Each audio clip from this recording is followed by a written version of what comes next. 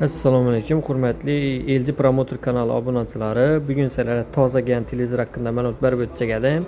Bu ko'rib turgan televizorlaringiz LG OLED segmentida bo'ladi. Bularda podsvetka bo'lmaydi, svetodiod bo'ladi.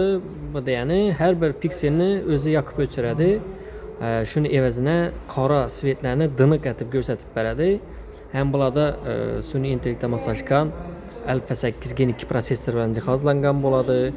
Bunda Alpha 8 Gen 2 prosessorida ekranni ikkiga bo'lish imkoni mavjud bo'ladi. Sizlar ekranni ikkiga bo'lib, birisida serial, birisida futbol ko'rsangizlar ham bo'ladi. Undan tashqari bularda Dolby Atmos va Dolby Vision bilan jihozlangan bo'ladi.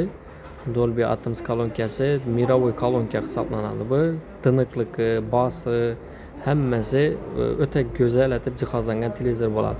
Undan tashqari eng bir nozik televizorlardan birisi bo'ladi. Yani ko'rib turganlaringizda yupqa televizor bo'ladi bu.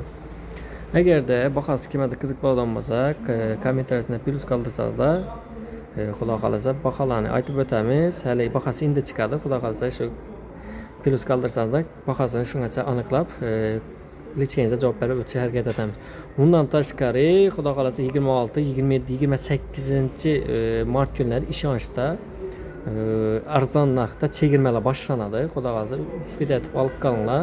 Televizor olasizlarmi, xolodilnik olasizlarmi, hammasi arzon narxda bo'ladi. Bemalol kelib murojaat etsangizlar, xudo xolasa xizmat ko'rsatishga harakat etamiz. Hammangizga oldindan rahmat.